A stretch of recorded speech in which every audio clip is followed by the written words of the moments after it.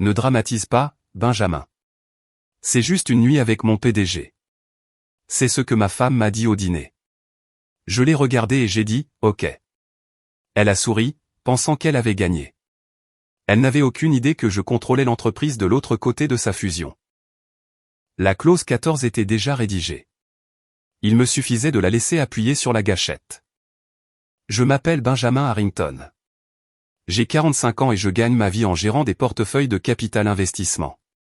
C'est le genre de travail où l'on apprend à lire entre les lignes des états financiers et à repérer les faiblesses des structures d'entreprise avant tout le monde. Je bâtis des positions discrètement, je déplace des capitaux sans faire de vagues, et je comprends que le vrai pouvoir ne s'annonce pas. C'est amusant de voir que ces mêmes compétences ne m'ont pas aidé à voir ce qui pourrissait à l'intérieur de ma propre maison. La véritable fracture dans nos vies a commencé il y a 7 mois. Mon fils Lucas, qui a 15 ans aujourd'hui, était sur le siège passager lorsque Cassandra a brûlé un feu rouge sur Madison Avenue. Elle était en train d'envoyer un texto à quelqu'un. Plus tard, j'ai découvert que c'était Preston, son PDG, qui confirmait leur projet de dîner pendant que son fils était assis à moins d'1 mètre d'elle. Le SUV escalade qui les a percutés de plein fouet du côté conducteur a plongé Lucas dans un cauchemar d'opérations chirurgicales, de tiges d'acier et de centres de rééducation qui ne nous ont toujours pas donné de bonnes nouvelles. Il est en fauteuil roulant maintenant. Peut-être pour toujours. Cassandra s'en est sortie avec des côtes cassées, des ecchymoses qui se sont estompées en quelques semaines et une commotion cérébrale qui, curieusement, n'a pas altéré sa capacité à mentir. Elle a dit à la police qu'elle avait jeté un coup d'œil au GPS. Elle m'a dit qu'elle avait été distraite par l'appel d'un client. Elle a dit à notre compagnie d'assurance qu'elle réglait la radio. Chaque version de l'histoire était différente, mais aucune ne mentionnait le nom de Preston. Mais Lucas le savait. Il avait vu l'écran s'allumer dans sa main. Il avait vu sa mère sourire au message qu'elle avait reçu quelques secondes avant l'impact, et cette image s'est gravée dans sa mémoire, aux côtés de la douleur d'avoir perdu l'usage de ses jambes. Les médecins disent qu'il pourrait retrouver une certaine motricité avec des années de thérapie. Pourrait. Ce mot porte un lourd fardeau dans notre maison ces jours-ci. Il ne lui parle plus beaucoup. Quand elle essaie de le conduire à ses rendez-vous de kinésithérapie, il me demande de l'y emmener à la place. Quand elle se penche pour lui donner un baiser de bonne nuit, il tourne la tête vers la fenêtre. Je ne lui ai jamais dit que je la détestais. Il l'a compris tout seul, comme le font les enfants intelligents quand ils réalisent que leurs parents accordent plus d'importance à un texto qu'à leur sécurité.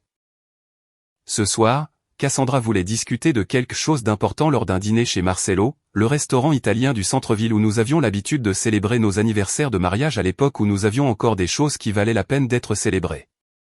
Elle portait la robe noire que je lui avais achetée pour notre 10e anniversaire, celle qui coûtait plus cher que ma première voiture. Son parfum est arrivé à la table avant elle. Cher et calculé. J'étais déjà assis quand elle est entrée, ses talons claquant sur le marbre comme un compte à rebours. Elle a traversé le restaurant comme si elle en était la propriétaire, saluant le maître d'hôtel d'un signe de tête, faisant glisser ses doigts sur le dossier d'une chaise vide avant de s'installer sur la sienne. Tout chez elle était calculé, ça l'avait toujours été. Elle s'est assise, a affiché ce sourire de salle de réunion et a croisé les mains sur la nappe blanche comme si elle s'apprêtait à présenter des résultats trimestriels. Nous devons parler de l'accord Blackstone, a-t-elle dit, en sautant les politesses. J'ai pris une gorgée d'eau. J'ai attendu. Preston a besoin que cette fusion aboutisse. Tu sais à quel point c'est important. Elle s'est légèrement penchée en avant. Le cabinet travaille là-dessus depuis 8 mois. Tout repose là-dessus. J'en suis conscient, ai-je dit. Alors tu comprends pourquoi je dois faire tout ce qu'il faut pour m'assurer que ça se fasse. Elle a fait une pause, observant mon visage pour guetter une réaction. Preston m'a demandé d'aider à sceller la relation avec l'autre partie. Instaurer la confiance. Faire preuve de bonne foi. J'ai posé mon verre. Qu'est-ce que ça veut dire exactement, Cassie ? Elle n'a pas scié. Ça veut dire passer une nuit à être charmante et disponible. C'est tout. Les mots sont restés en suspens entre nous comme de la fumée. Ne dramatise pas, Benjamin, a-t-elle ajouté, sa voix descendant sur ce ton raisonnable qu'elle utilise quand elle pense être rationnelle. C'est juste une nuit avec mon PDG. Tu sais comment ces choses-là fonctionnent. Parfois, il faut jouer le jeu. Je l'ai regardé à travers la flamme de la bougie. Je l'ai vraiment regardé de la façon dont on étudie quelque chose qu'on est sur le point de perdre. J'ai regardé la lumière s'accrocher dans ses yeux. J'ai regardé ses lèvres pincées alors qu'elle attendait que je proteste, que je fasse une scène, que je lui donne une excuse pour me dépeindre comme déraisonnable. Ok, ai-je dit. Elle a cligné des yeux. Ce n'était pas la réaction à laquelle elle s'était préparée. Je pouvais le voir à la façon dont ses épaules ont bougé, à la façon dont sa main a hésité avant d'attraper son verre de vin. Alors, on est bon, a-t-elle demandé. J'ai hoché la tête lentement. Bien sûr, on est bon. Mais nous savions tous les deux que je mentais. Cassandra a quitté le restaurant en pensant qu'elle avait gagné. Je pouvais le voir à sa façon de marcher, les épaules en arrière, le menton relevé, traversant le parking comme si elle venait de conclure un accord majeur. Elle ne m'a pas embrassé pour me dire au revoir, elle m'a juste touché l'épaule, a dit qu'elle serait à la maison demain après-midi et s'est glissée dans sa Mercedes. J'ai regardé ses feux arrière disparaître dans la circulation, puis je suis resté assis dans ma voiture pendant 10 minutes, à fixer le vide. Le trajet de retour a pris 20 minutes. Lucas était encore réveillé quand je suis entré, son fauteuil roulant positionné près de la fenêtre du salon d'où il avait regardé la rue. Il faisait ça parfois, à m'attendre. Non pas parce qu'il était inquiet, mais parce qu'être assis seul dans le silence de cette maison était devenu insupportable pour lui. « Où est maman » a-t-il demandé. J'ai accroché mes clés au crochet près de la porte. « Elle travaille tard. »« Elle ne travaille pas » a-t-il dit d'un ton plat. Sa voix avait cette tension qu'elle prend quand il sait qu'on lui ment. « Elle est avec lui, n'est-ce pas ? Ce gars de son bureau ?» Je me suis approché et je me suis assis sur le canapé en face de lui. Ouais. Lucas a hoché la tête lentement, la mâchoire serrée. Je le savais. Je le sais depuis des mois. Il a tourné son fauteuil roulant pour me faire face complètement. Papa, je dois te dire quelque chose. Je t'écoute. L'accident, a-t-il commencé, les mains agrippées aux accoudoirs.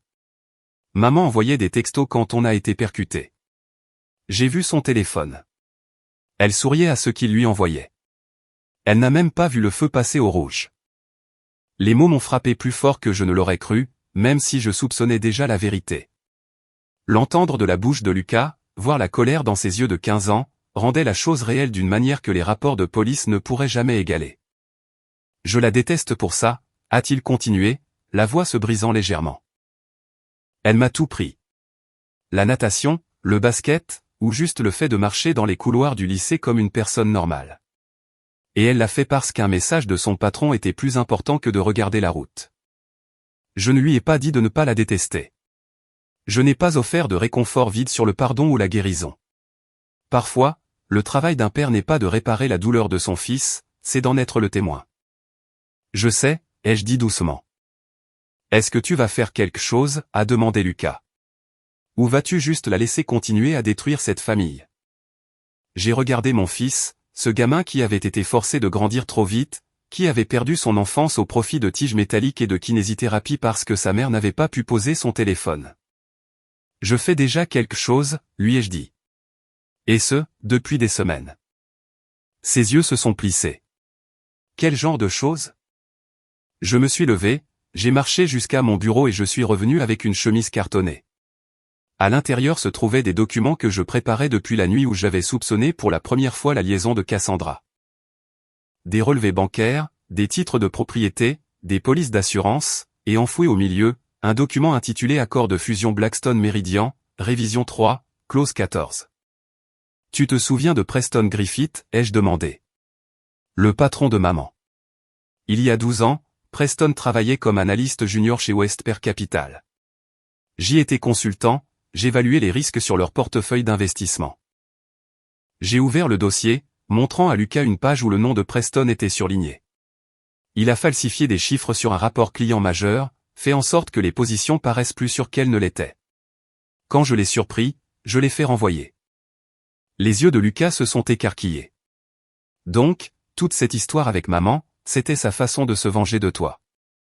Sauf qu'il ne sait pas que je sais qui il est.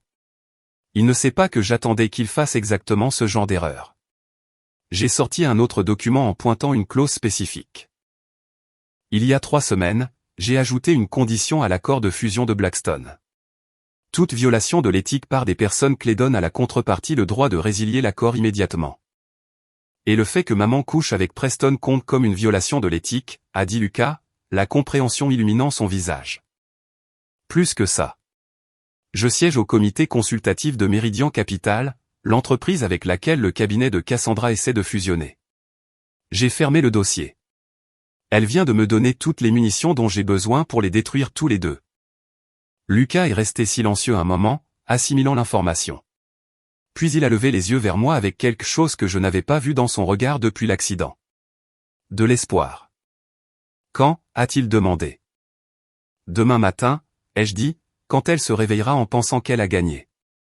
J'ai mieux dormi cette nuit-là que je ne l'avais fait depuis des mois. Non pas parce que j'étais en paix, mais parce que j'avais enfin arrêté d'attendre la permission d'agir. Lucas est resté éveillé tard avec moi, me regardant rédiger l'avis officiel de conformité qui allait faire exploser le monde de Cassandra à exactement 7h58. La notification a été envoyée automatiquement, déclenchée par un minuteur que j'avais réglé il y a 3 semaines lorsque j'avais inséré pour la première fois la clause 14 dans les documents de fusion. Cassandra avait paraphé chaque page sans les lire. Trop occupée à faire défiler les messages de Preston pour remarquer ce qu'elle signait. Dès 8h15, mon téléphone a commencé à sonner.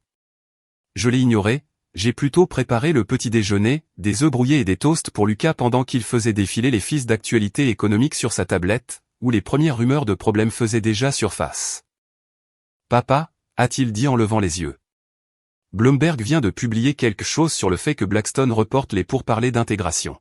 « Bien » ai-je répondu en glissant son assiette sur la table. À 8h47, Cassandra a appelé. J'ai laissé sonner jusqu'à la messagerie. Elle a rappelé, puis encore une fois. À la 4e tentative, j'ai répondu. « Qu'est-ce que tu as fait, bordel ?» Sa voix était comme du fil barbelé, tendue et coupante. « Bonjour à toi aussi », ai-je dit calmement. « Ne joue pas à ce jeu-là avec moi, Benjamin. Preston est en train de perdre la tête. L'acquisition de Blackstone est terminée. Qui est ton mari, bordel ?» Ces mots sortaient précipitamment, frénétiques et acérés. Il n'arrête pas de me hurler cette question. Qu'est-ce qu'il veut dire? Qu'est-ce que tu as fait? J'ai pris une gorgée de café, laissant sa panique remplir le silence pendant quelques secondes. Je n'ai rien fait, Cassie. C'est toi qui l'as fait. De quoi tu parles? Meridian Capital, l'entreprise avec laquelle ton cabinet essaie de fusionner. J'ai gardé un ton neutre et factuel. Je suis à leur comité consultatif. Je le suis depuis 6 ans. Tu le saurais si tu avais pris la peine de me demander ce que je fais réellement dans la vie au lieu de supposer que j'étais juste un ennuyeux gestionnaire de portefeuille qui brasse de la paperasse. Le silence à l'autre bout du fil était absolu. Clause 14, ai-je continué. Une violation de l'éthique par des personnes clés donne à la contrepartie des droits de résiliation unilatérale. Le fait que tu couches avec Preston tout en négociant un accord où je conseille l'autre partie constitue exactement ce genre de violation. Félicitations. Tu viens de tuer 8 mois de négociation. Espèce de fils de, a-t-elle commencé, mais je l'ai coupé. Et avant que tu ne commences à proférer des menaces, tu dois savoir que tout est documenté. Messages horodatés, reçus d'hôtel, et même ce texto que tu m'as envoyé depuis la chambre 927 du Waldorf. Tout cela fait maintenant partie du dossier de conformité. Je pouvais entendre sa respiration rauque et courte. Ce n'est pas fini, a-t-elle sifflé. Si, ça l'est, ai-je dit. Vérifie ton portail d'assurance maladie quand tu en auras l'occasion. Tu verras que ta couverture a été modifiée. J'ai raccroché avant qu'elle ne puisse répondre. Lucas m'a regardé de l'autre côté de la table, les yeux brillants de ce qui ressemblait à de la fierté.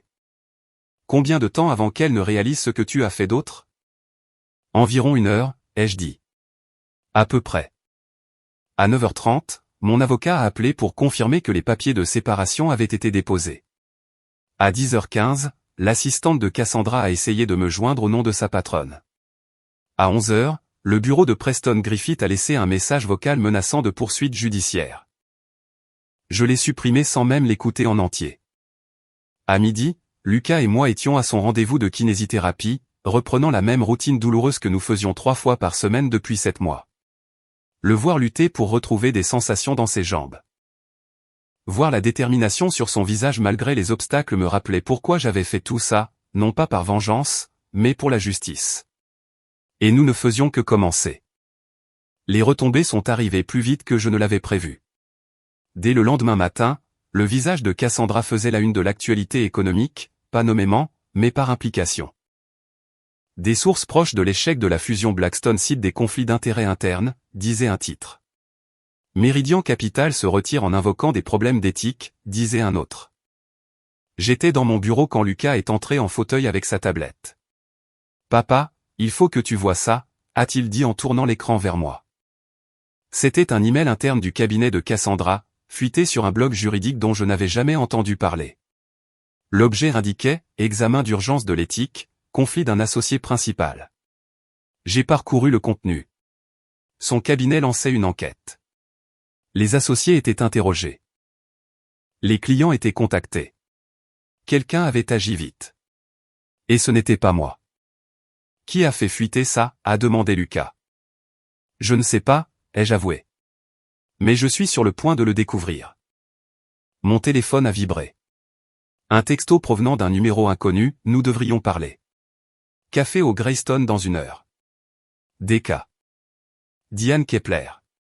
La nouvelle associée directrice du cabinet de Cassandra. La femme qui avait repris les opérations il y a 6 mois après le départ à la retraite de la direction précédente. Je l'avais rencontrée exactement 2 fois. Les 2 fois lors de fêtes de fin d'année du cabinet où Cassandra nous avait à peine présenté avant de passer à des personnes plus importantes. J'ai répondu, j'y serai. Lucas a froncé les sourcils. Tu crois que c'est un piège? Non, ai-je dit, je pense que c'est une opportunité. 1 heure plus tard, j'étais assis en face de Diane à une table d'angle du Greystone Café, un endroit trop public pour quoi que ce soit de vraiment sournois, mais assez privé pour une conversation honnête. Elle avait une 50aine d'années, le regard vif et précis, et portait un tailleur gris qui coûtait probablement plus cher que le loyer mensuel de la plupart des gens. Merci d'être venu, a-t-elle dit en remuant son expresso. Vous avez des informations que je veux, ai-je répondu. Alors, passons les bavardages. Elle a souri légèrement. Direct. J'aime ça. Elle a sorti un dossier de sa mallette et l'a fait glisser sur la table. Ça fait 4 ans que je vous fournis des informations sur Cassandra. J'ai ouvert le dossier. À l'intérieur se trouvaient des copies de mails, des notes de réunion, des évaluations de performance, toutes documentant les décisions de plus en plus douteuses de Cassandra. Des choses que je n'avais jamais vues auparavant, des détails que j'ignorais. Pourquoi, ai-je demandé. Parce que votre sœur et moi avons fait nos études de droit ensemble, a dit simplement Diane. Margaret m'a demandé de garder un œil sur Cassandra lorsqu'elle a rejoint le cabinet, disant qu'elle avait des doutes sur son éthique. J'ai accepté. Ma sœur Margaret, décédée d'un cancer il y a 3 ans, qui m'avait mis en garde contre Cassandra avant notre mariage, m'avait dit qu'elle avait vu des signaux d'alarme que j'étais trop amoureux pour remarquer. Margaret vous a demandé de surveiller ma femme. Elle m'a demandé de veiller sur vous, a corrigé Diane. Et quand j'ai vu ce que Cassandra faisait, qui elle devenait, je me suis assuré que vous ayez accès aux informations dont vous auriez besoin si les choses tournaient mal. Elle a tapoté le dossier. Chaque interaction douteuse avec un client, chaque raccourci éthique, chaque fois qu'elle a sacrifié quelqu'un pour faire avancer sa carrière. J'ai regardé à nouveau les documents, les voyant sous un nouveau jour. Vous aviez planifié ça. Non, a dit Diane, c'est vous qui l'avez planifié. Je me suis juste assuré que vous ayez les munitions. Elle s'est penchée en avant.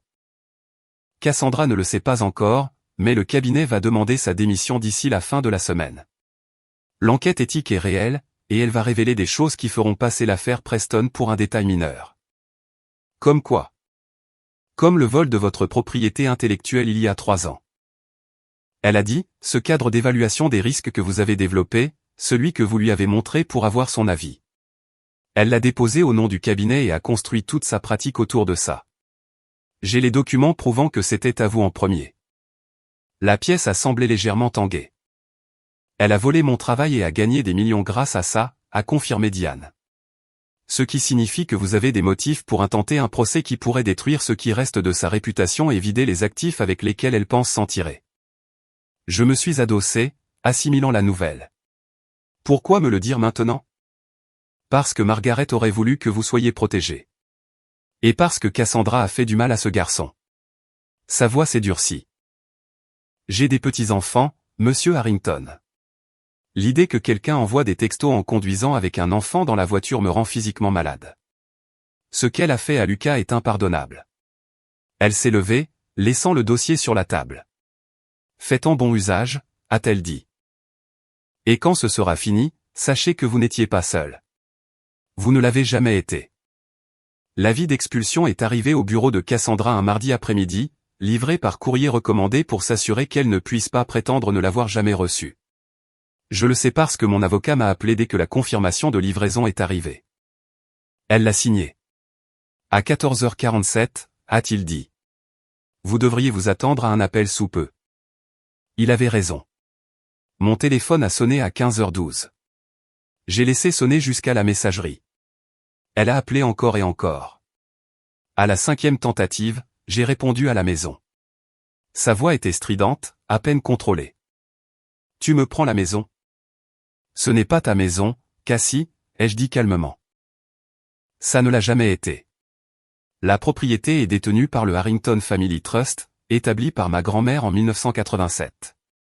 Tu as été ajoutée comme bénéficiaire résidente lors de notre mariage, mais ce statut incluait une clause de moralité. Tu l'as violée. Une clause de moralité? C'est de la folie. Nous ne vivons pas dans les années 1800. Non, nous vivons dans le présent, où les documents légaux ont des conséquences. J'étais assis dans mon bureau, regardant le jardin que Lucas et moi avions planté au printemps dernier. Tu as 30 jours pour libérer les lieux. L'avocat de la fiducie a déjà déposé les documents nécessaires. Je vais me battre contre ça. J'ai des droits. Tu as exactement les droits que les documents de la fiducie t'accordent, c'est-à-dire aucun depuis la semaine dernière. J'ai affiché le document sur mon écran. Section 14, sous-section C.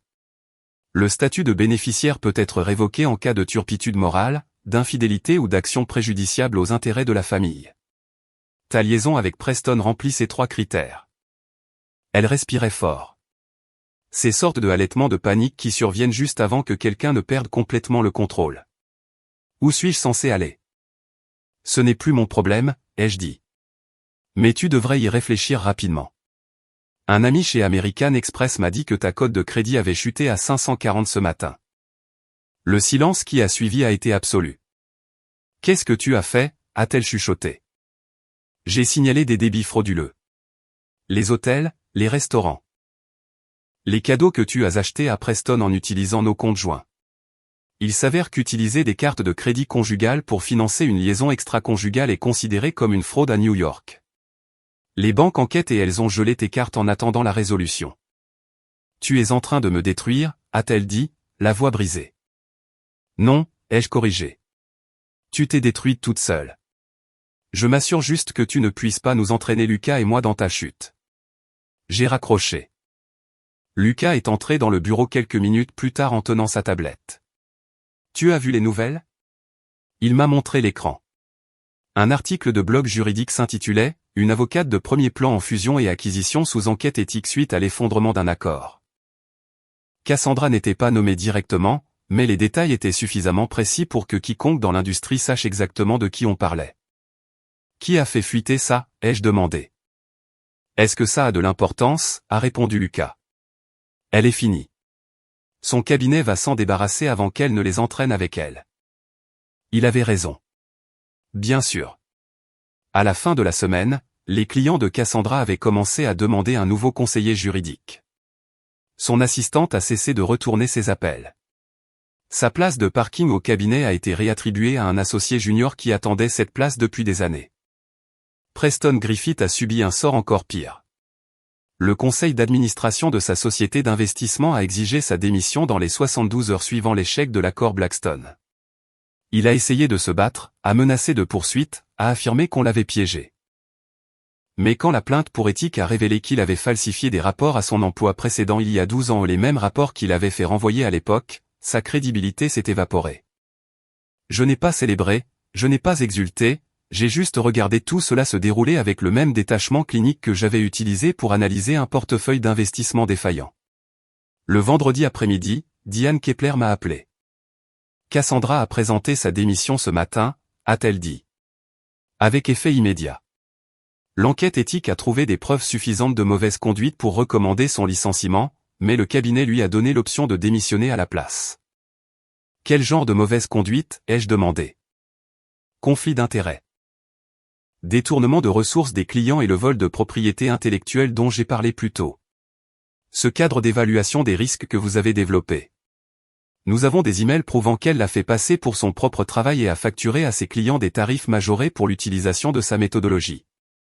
Combien? Estimation prudente, 4,7 millions sur 3 ans. J'ai laissé échapper un lent soupir. Et vous me dites ça parce que? Parce que nous préparons une action civile en votre nom. Si vous le souhaitez, le cabinet soutiendra votre réclamation en échange de votre accord pour ne pas nous nommer comme co-défendeur pour avoir facilité son comportement. Que proposez-vous? Restitution intégrale des honoraires perçus en utilisant votre méthodologie, plus des dommages et intérêts. Nous estimons que vous repartiriez avec environ 6,2 millions après les frais de justice. Lucas me regardait de l'autre côté de la pièce, les yeux brillants d'intérêt. Je demanderai à mon avocat de vous contacter lundi, ai-je dit. Après avoir raccroché, Lucas s'est approché. Environ 6 millions. Qu'est-ce que tu vas en faire? J'ai regardé mon fils, ce fauteuil roulant qui était devenu sa prison parce que sa mère accordait plus de valeur à un texto qu'à sa sécurité. Financer tes traitements médicaux, chaque thérapie expérimentale, chaque spécialiste, chaque équipement qui pourrait te donner une chance de remarcher, et tout ce qui reste ira dans une fiducie pour ton avenir. Lucas a hoché la tête lentement. Il ne va plus rien lui rester, n'est-ce pas? Non, ai-je dit. Il ne lui restera rien. Et pour la première fois depuis l'accident, j'ai vu quelque chose comme de la paix s'installer sur le visage de mon fils. Les parents de Cassandra vivaient dans une maison de style Tudor à Dayton, dans l'Ohio. Le genre d'endroit où les drapeaux américains sont accrochés toute l'année et où le dîner dominical est un événement familial non négociable. Son père, le colonel Richard Brennan, un marine à la retraite avec 2 missions en Irak, dirigeait sa maison avec une précision militaire.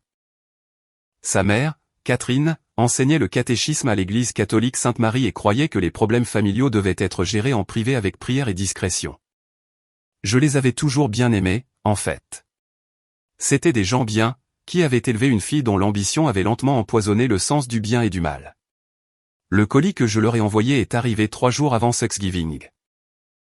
À l'intérieur, des emails imprimés, des reçus d'hôtel, des transcriptions de textos et une lettre d'accompagnement expliquant ce que leur fille avait fait et comment cela avait abouti à ce que leur petit-fils soit confiné dans un fauteuil roulant. Je ne l'ai pas envoyé par cruauté. Je l'ai envoyé parce qu'il méritait de connaître la vérité. Le colonel Brennan m'a appelé le mardi soir. Benjamin, a-t-il dit, la voix lourde. J'ai reçu votre colis, monsieur, ai-je répondu. Tout cela est-il exact? La liaison, l'accident, le texto? Oui, monsieur. Lucas en a été témoin. Il peut tout confirmer si vous souhaitez lui parler. Il y a eu un long silence. Passez-le-moi. J'ai tendu le téléphone à Lucas, qui était assis à proximité en train de faire ses devoirs. Il l'a pris, l'air sérieux. Grand-père, a-t-il dit. Je ne pouvais pas entendre la partie de la conversation du colonel Brennan, mais j'ai regardé le visage de Lucas pendant qu'il répondait aux questions. Sa voix était ferme, factuelle, livrant la vérité avec le genre de clarté qui vient quand on a survécu à quelque chose de terrible. Oui, monsieur. Je l'ai vu envoyer des textos, a-t-il dit.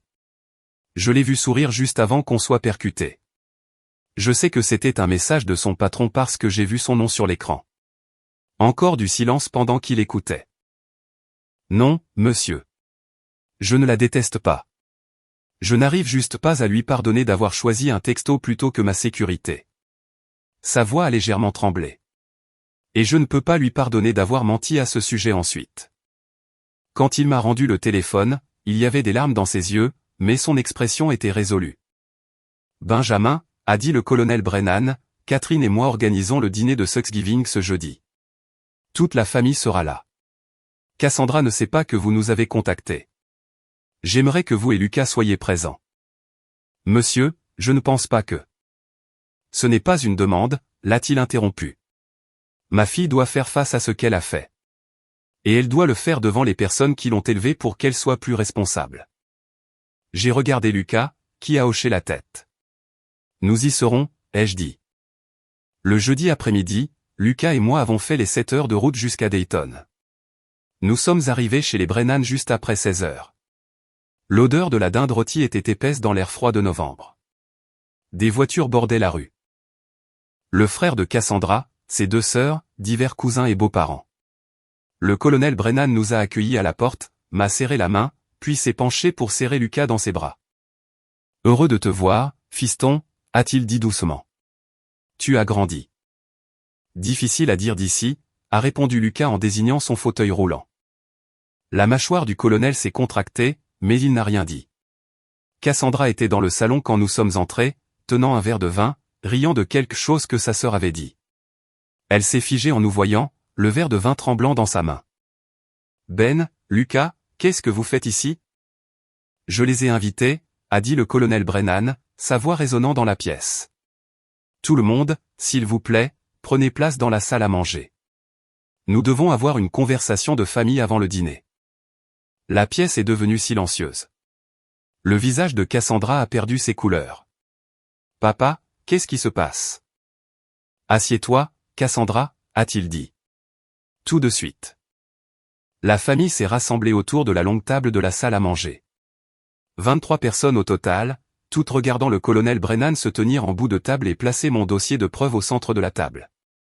Il y a 3 jours, Benjamin m'a envoyé des documents prouvant que ma fille a eu une liaison avec son patron, a-t-il commencé, la voix ferme mais froide. Cette liaison l'a amené à envoyer des textos en conduisant, ce qui a provoqué un accident qui a mis mon petit-fils dans un fauteuil roulant.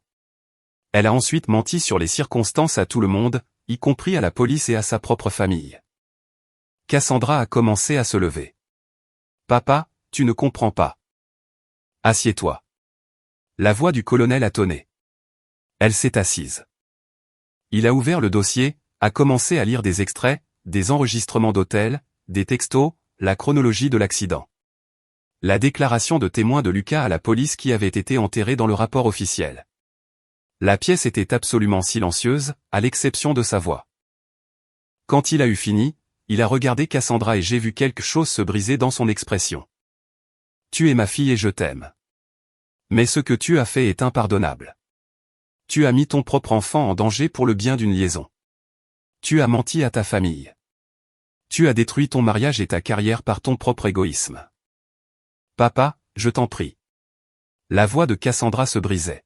« À partir de ce moment, tu n'es plus la bienvenue dans cette maison jusqu'à ce que tu arranges ça, » a-t-il dit. « Tu vas t'excuser auprès de Lucas. Tu vas t'excuser auprès de Benjamin. Et tu passeras le reste de ta vie à regagner ne serait-ce qu'une fraction du respect que tu as perdu. » La mère de Cassandra pleurait doucement, le visage enfoui dans ses mains. Lucas a pris la parole, sa jeune voix tranchant la tension.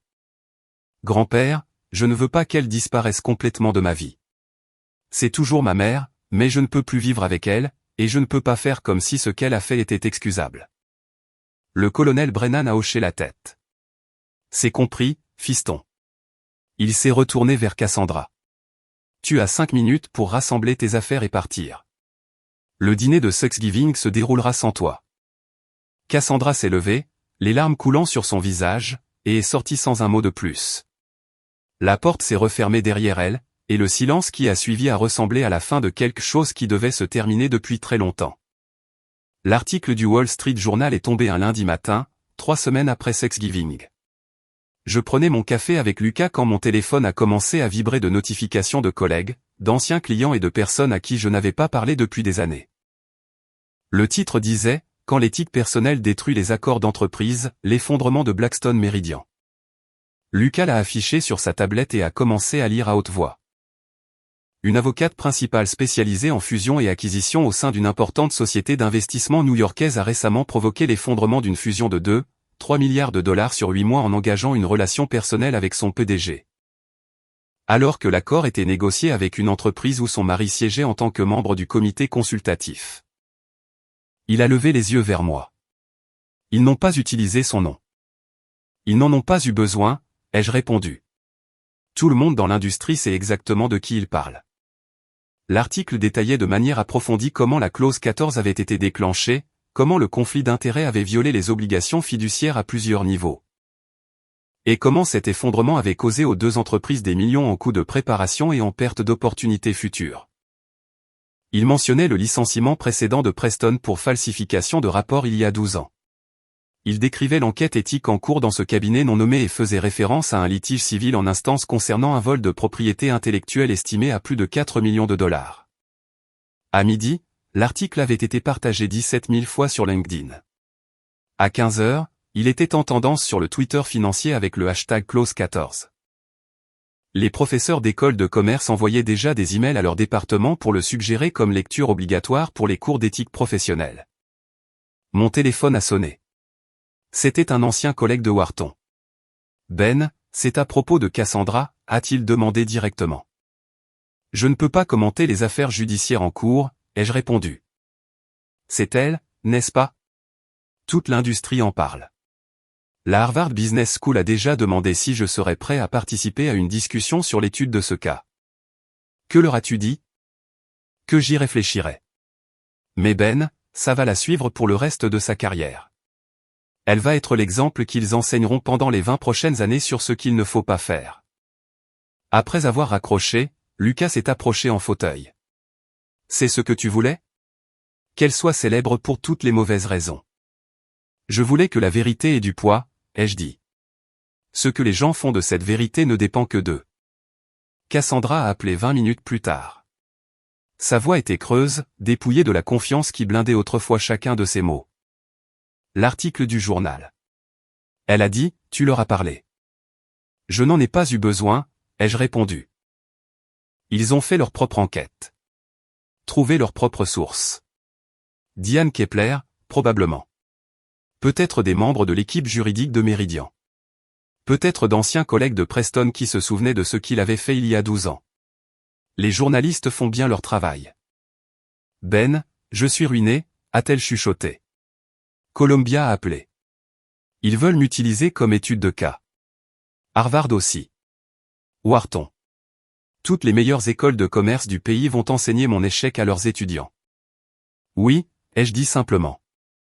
Comment peux-tu être aussi calme face à ça? Parce que je ne t'ai pas ruiné.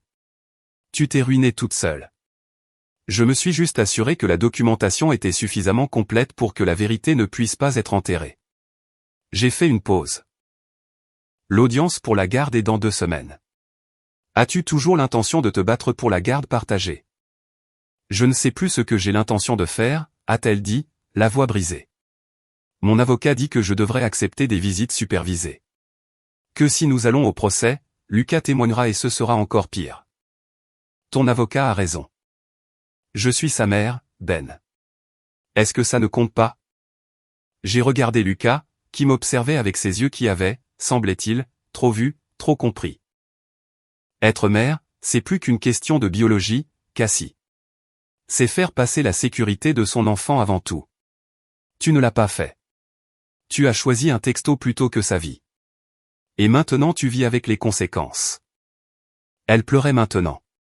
Ces sortes de sanglots brisés qui viennent quand on comprend enfin à quel point on est tombé bas. Qu'est-ce que je dois faire? Tu acceptes ces visites supervisées. Tu te présentes sobre et humble. Tu passes les prochaines années à prouver que tu es capable de changer. Et peut-être que si tu fais vraiment ce travail, Lucas te laissera peut-être revenir dans sa vie d'une manière significative. Et si tu te bats? Alors il témoignera. Le rapport de police sortira.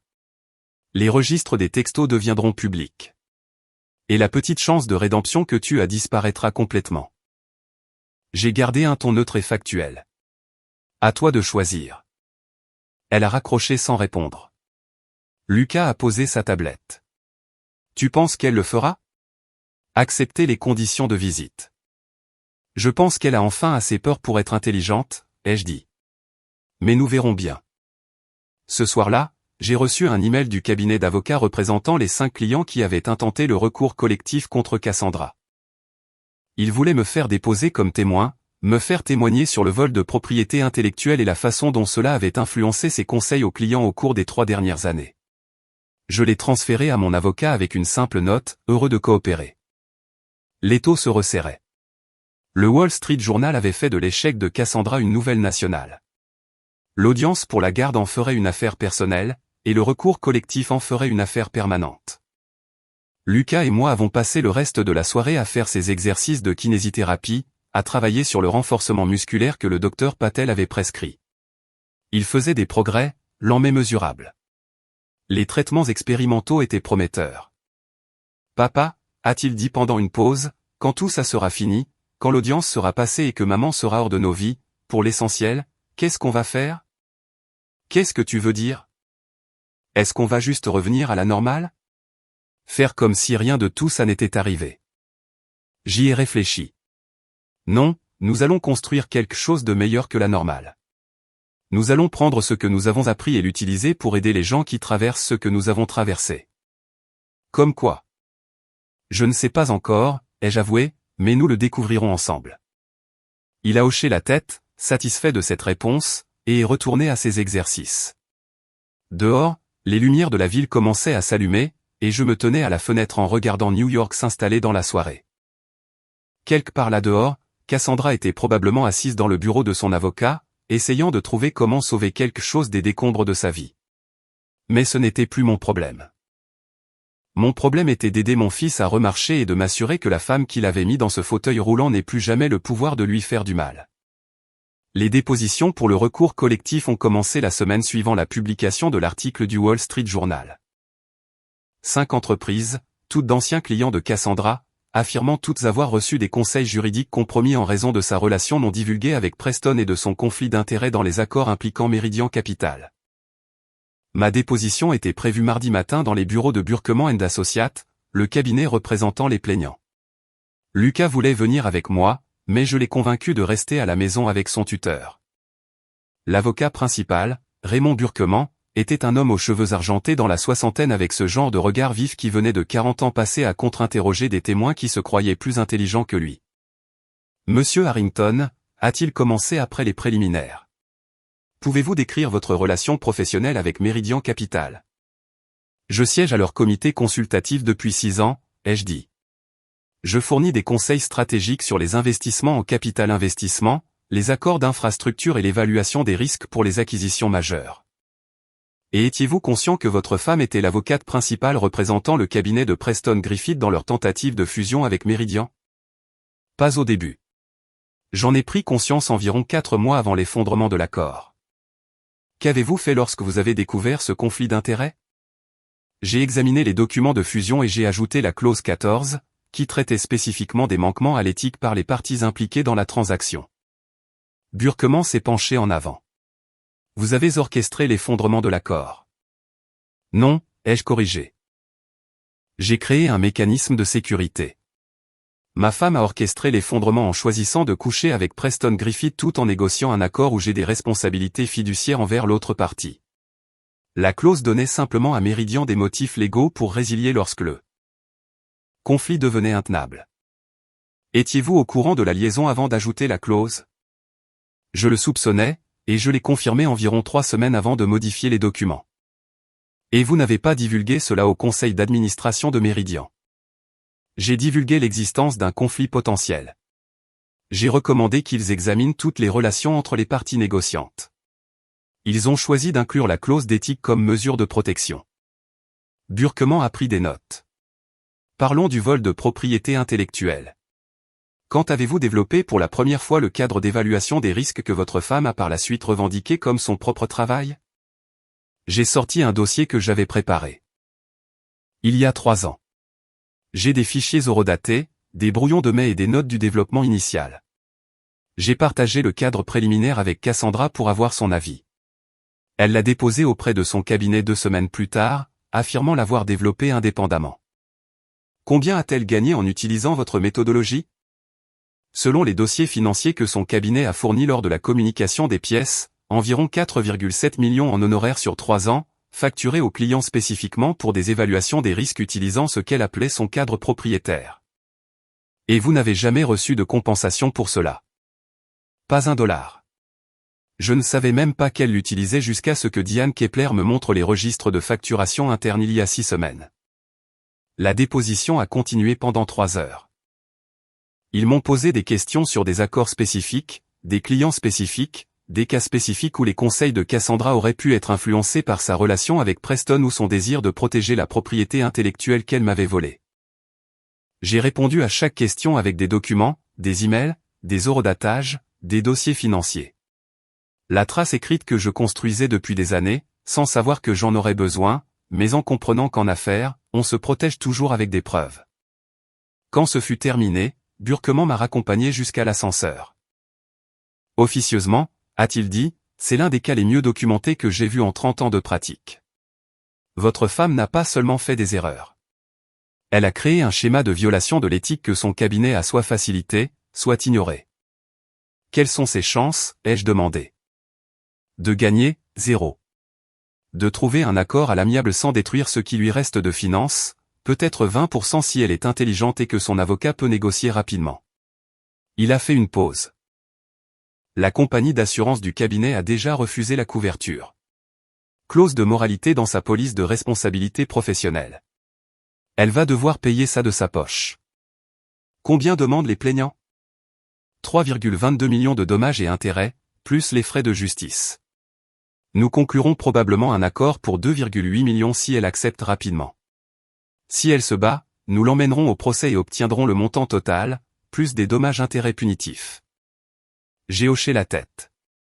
Merci pour votre temps, monsieur Harrington, a-t-il dit alors que les portes de l'ascenseur s'ouvraient. J'ai un fils. Si quelqu'un l'avait blessé de la façon dont votre femme a blessé Lucas, j'aurais fait bien pire que ce que vous avez fait. Ce que vous avez fait était méthodique, légal et tout à fait justifié. J'espère que l'audience pour la garde ira en votre faveur. Les portes de l'ascenseur se sont refermées avant que je puisse répondre. Quand je suis rentré à la maison, Lucas était dans le salon en train de travailler avec sa kinésithérapeute, le docteur Rebecca Simmons, qui était avec nous depuis le début. Comment ça s'est passé, a-t-il demandé en faisant une pause. Bien. Les plaignants ont un dossier solide. Ta mère va perdre. Combien ? Probablement près de 3 millions une fois que tout sera réglé. Lucas a sifflé doucement. Elle n'a pas ce genre d'argent. Non, ai-je approuvé. Elle ne l'a pas. Le docteur Simmons a terminé la séance et nous a laissés seuls. Lucas a roulé vers l'endroit où j'étais assis. Papa, je peux te demander quelque chose ? Toujours. Est-ce que tu te sens mal par rapport à ce qui lui arrive ? J'y ai réfléchi attentivement. Je me sens mal qu'on ait dû en arriver là. Je me sens mal qu'elle ait fait des choix qui t'ont blessé et ont détruit notre famille. Mais est-ce que je me sens mal de la tenir pour responsable ? Non. Les actes ont des conséquences. C'est ce qu'elle apprend maintenant. Bien, a dit Lucas. Parce que je ne me sens pas mal non plus. Et j'avais peur que ça fasse de moi une mauvaise personne. Tu n'es pas une mauvaise personne, mon fils. Tu es quelqu'un qui comprend que le pardon ne signifie pas accepter un comportement qui te blesse. Cela signifie choisir de ne pas laisser ce comportement définir ton avenir. Il a hoché la tête, assimilant cela. Mon téléphone a vibré. Un texto de l'avocat de Cassandra, la cliente a accepté les conditions de visite supervisée. Nous soumettrons l'accord de consentement au tribunal demain. Audience annulée. J'ai montré le message à Lucas. C'est fini, a-t-il demandé.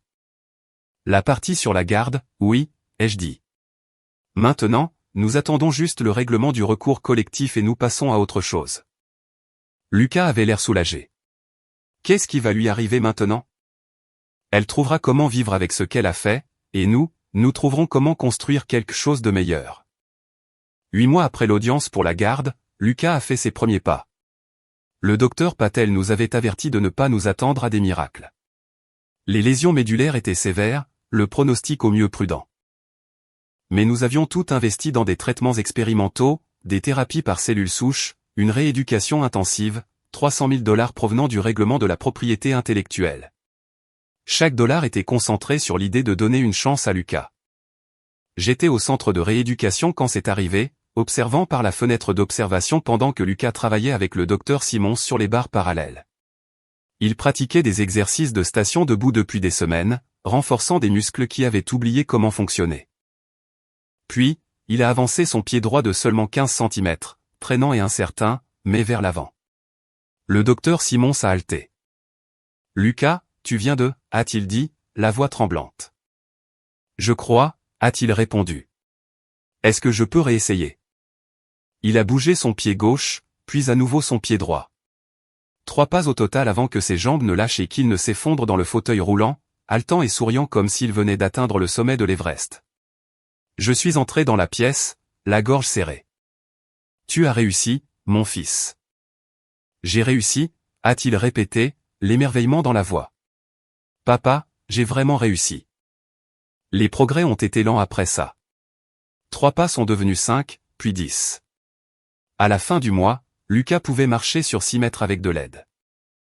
Les médecins ont révisé leur pronostic de « récupération fonctionnelle peu probable » à « récupération significative possible avec poursuite de la thérapie ». Cassandra en a entendu parler lors de ses visites supervisées. Lucas le lui a dit lui-même au cours de l'une de leurs réunions maladroites du samedi et, selon le rapport du contrôleur désigné par le tribunal, elle a pleuré pendant 10 minutes d'affilée. Elle m'a appelé ce soir-là. Ben, le surveillant a dit que Lucas a marché. C'est vrai? C'est vrai. Est-ce que je peux le voir faire ça en dehors des visites supervisées? Non, ai-je dit. Tu as 2 heures un samedi sur 2.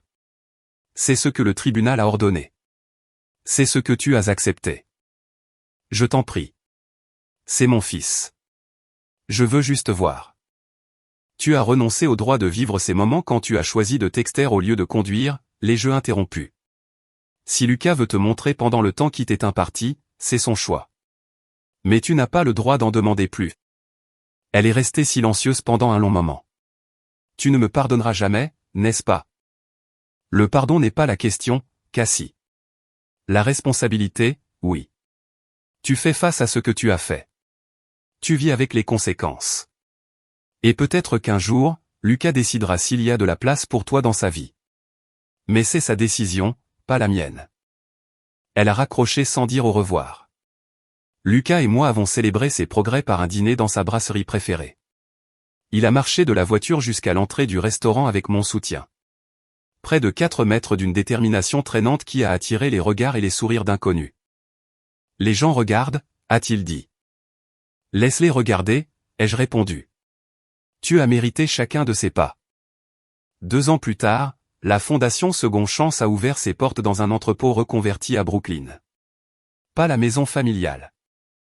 Nous l'avions vendu pour acheter quelque chose de plus petit, de plus pratique, mais un établissement construit sur mesure avec des équipements de rééducation de pointe, des salles de thérapie privées et des aménagements d'accessibilité partout. Lucas, maintenant âgé de 17 ans et marchant sans assistance la plupart du temps, se tenait au podium lors de la cérémonie d'inauguration, s'adressant à une foule de donateurs, de professionnels de la santé et de familles qui avaient inscrit leurs enfants à notre programme. Il y a 2 ans, je ne pouvais pas marcher, a-t-il commencé. La négligence de ma mère m'a mis dans un fauteuil roulant. Et je pensais que ma vie était finie. Mais mon père m'a appris quelque chose d'important. Il m'a appris que la meilleure réponse à quelqu'un qui essaie de vous détruire n'est pas la vengeance. C'est de construire quelque chose de meilleur que ce qu'il a essayé de vous prendre. Il a fait une pause, regardant le public. La Fondation Second Chance existe grâce à l'argent du règlement du vol de propriété intellectuelle commis par ma mère. L'argent qu'elle a volé à mon père. Utilisé pour faire avancer sa carrière tout en mentant à tout le monde autour d'elle. Nous avons pris cet argent et l'avons transformé en espoir pour les familles qui affrontent ce que nous avons affronté. Je regardais depuis le côté de la scène pendant que Lucas décrivait les programmes. Kinésithérapie gratuite pour les enfants souffrant de lésions de la moelle épinière, accès à des traitements expérimentaux, conseils familiaux, soutien éducatif, tout ce que nous aurions souhaité voir exister lorsque nous traversions ces mois sombres après l'accident. Cassandra était au dernier rang. Je lui avais envoyé une invitation, non pas par pardon, mais parce que Lucas me l'avait demandé. Elle était assise seule, regardant son fils parler de résilience et de seconde chance, les larmes coulant sur son visage. Après la cérémonie, Lucas s'est approché d'elle en fauteuil. Il utilisait encore un fauteuil quand il était fatigué, bien qu'il pût maintenant marcher sur de courtes distances. « Merci d'être venu, maman, a-t-il dit. Tu es incroyable, a-t-elle chuchoté. Ce que tu as construit ici, ce que tu es devenu. Ce que papa et moi avons construit, a-t-il corrigé. C'est lui qui m'a appris que la force, ce n'est pas de rendre les coups. C'est de construire quelque chose qui dure. Elle a hoché la tête, acceptant la nuance. Lucas s'est tourné vers moi, prêt à faire la première visite. Prêt. Nous avons laissé Cassandra assise là et avons traversé notre établissement, montrant aux premières familles leur nouvelle seconde chance. La famille Harrington avait toujours construit des choses qui durent. Cette fois, nous avions construit quelque chose qui guérit.